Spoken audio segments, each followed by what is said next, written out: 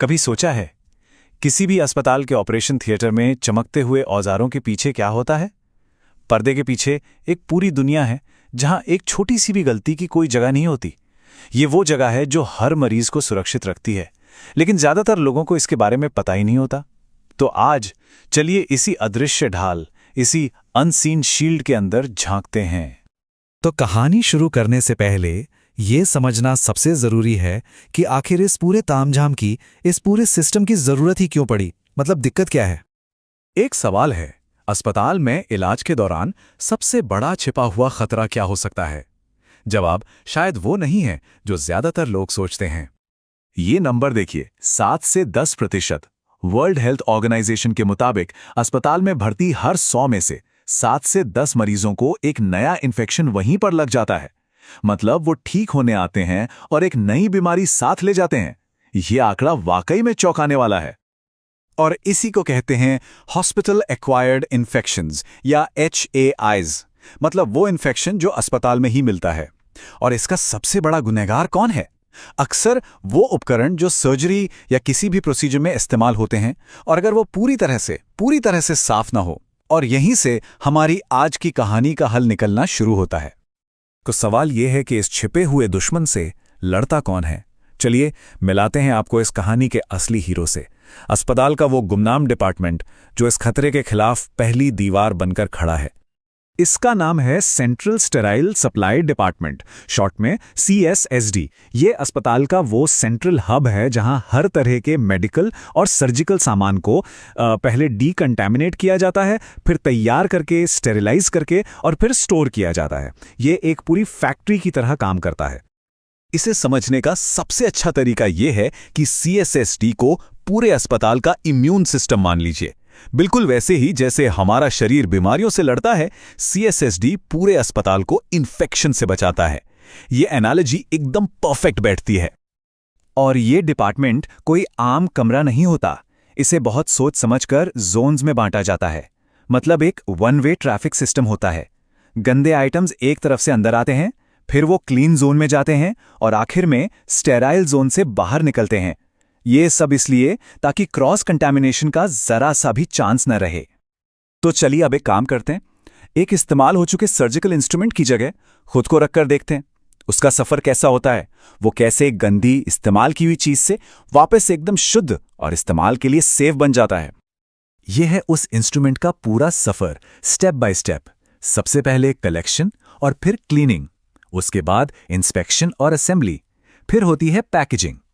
अगला बड़ा स्टेप है स्टेरिलाइजेशन, फिर उसे स्टेराइल स्टोरेज में रखा जाता है और आखिर में जरूरत पड़ने पर उससे वापस डिस्ट्रीब्यूट कर दिया जाता है। हर एक स्टेप एक मजबूत कड़ी की तरह है। एक बात समझना बहुत जरूरी है, स्टेरिलाइजेशन से भी पहले जो सबसे जरूरी चीज है वो है सफाई, एकदम बारीकी से सफाई। अगर कोई इंस्ट्रूमेंट ठीक से साफ ही नहीं हुआ तो उसे स्टेरिलाइज करने का कोई मतलब नहीं। इसीलिए हर एक चीज को मैग्निफिकेशन के नीचे यानी बड़ा करके देखा जाता है कि कहीं कोई खरोच, कोई कमी तो नहीं रह गई। चलो, इंस्ट्रूमेंट तो चमक गया, अब क्या? अब आती है पैकेजिंग की बारी। और ये बस किसी गिफ्ट को रैप करने जैसा नहीं है, इसके पीछे भी पूरा का पूरा साइंस काम करता है। ये सिर्फ एक रैपर से कहीं ज्यादा है। जरा इन दोनों तस्वीरों को देखिए। बाईं तरफ है वो पुराना आउटडेटेड ड्रेसिंग ड्रम और दाईं तरफ है मॉडर्न पैकेजिंग। फर्क साफ दिख रहा है ना? लेकिन ये सिर्फ दिखने का फर्क नहीं है, ये मरीज की सुरक्षा में जमीन आसमान का फर्क पैदा करता है। तो ये पुराने ड्रम इतने अनसेफ क्यों हैं? पहली बात, इनमें कोई असरदार फिल्टर या सील नहीं होती। मतलब धूल, नमी, कुछ भी अंदर जा सकता है। और सबसे बड़ी प्रॉब्लम, एक बार आपने ड्रम खोला तो अंदर रखी बाकी सारी चीजों की स्टेरिलिटी की कोई गारंटी नहीं, सब कुछ कॉन्टैमिनेट हो सकता है। और अगर बात करें रैपिंग मटेरियल की, तो ये देखिए, बैरियर की असली लड़ाई। जो पारंपरिक लिनन का कपड़ा होता था वो बार बार धुलने से कमजोर हो जाता था। बैक्टीरिया को रोकने की उसकी क्षमता करीब 70% और शेल्फ लाइफ बस 7 दिन। वहीं दूसरी तरफ जो मॉडर्न रैप्स हैं उनकी क्षमता है 99.9% और शेल्फ लाइफ 3 से 6 महीने। अब बताइए कितना बड़ा फर्क है? ठीक है, तो सफाई हो गई, पैकेजिंग भी हो गई। अब आता है असली शोडाउन, स्टेरिलाइजेशन। लेकिन सिर्फ मशीन चला देना काफी नहीं है। असली चुनौती है ये साबित करना कि जो काम किया गया वो वाकई में 100% सफल हुआ है। ये है निश्चितता का विज्ञान। देखिए, इस फील्ड में शायद या लगता है जैसे शब्दों की कोई जगह नहीं है। हर चीज को वैज्ञानिक तौर पर परखा जाता है कई लेवल पर। पहला, मशीन खुद ठीक से काम कर रही है या नहीं। दूसरा, हर एक पैक के अंदर स्टेरिलाइजेशन हुआ है या नहीं। और तीसरा, पूरे के पूरे लोड पर इसका असर हुआ है या नहीं। और इसकी शुरुआत होती है हर सुबह एक खास टेस्ट से। इसे कहते हैं बोवी-डिक टेस्ट। इसका सिर्फ एक काम है, ये चेक करना कि स्टेरिलाइजर के चेंबर से सारी हवा ठीक से बाहर निकली है या नहीं। क्योंकि अगर जरा सी भी हवा अंदर रह गई तो स्टीम यानी भाप वहां तक नहीं पहुंच पाएगी और वो हिस्सा स्टेरिलाइज नहीं होगा। तो ये पहला और सबसे जरूरी चेक है।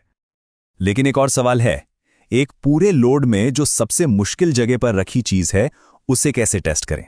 इसका जवाब बड़ा दिलचस्प है। आप टेस्ट करने के लिए उससे भी ज्यादा बड़ी चुनौती खुद बनाते हैं और इसी को कहते हैं प्रोसेस चैलेंज डिवाइस यानी पीसीडी। ये एक तरह का टेस्ट है। इसके अंदर स्टीम के लिए एक बहुत ही मुश्किल घुमावदार रास्ता बनाया जाता है। लॉजिक सिंपल है, अगर स्टीम इस सबसे मुश्किल रास्ते को पार करके अंदर रखे इंडिकेटर तक पहुंच गई तो इसका मतलब है कि वो लोड में रखी हर आसान जगह तक तो पहुंच ही गई होगी। ये एक तरह का गारंटी टेस्ट है। ये चार्ट देखिए, ये दिखाता है कि इस टेस्ट पैक को कितना जिद्दी बनाया गया है।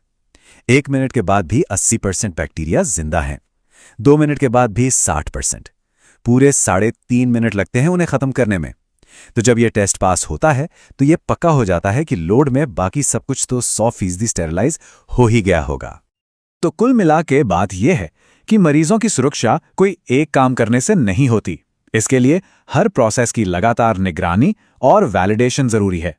सही केमिकल और बायोलॉजिकल इंडिकेटर्स का इस्तेमाल, हर चीज का मेटिकुलस यानी बहुत बारीकी से रिकॉर्ड रखना और स्टाफ की लगातार ट्रेनिंग, ये सब चीजें जब एक साथ मिलती हैं तब जाकर एक सीएसएसडी कामयाब होता है।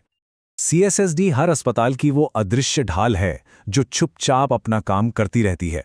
जरा सोचिए, इसके बिना कोई कितना सुरक्षित महसूस कर सकता है। ये वो सवाल है जो हमें बताता है कि मरीज की सुरक्षा की असली नींव कहाँ रखी जाती है, अक्सर हमारी नजरों से दूर।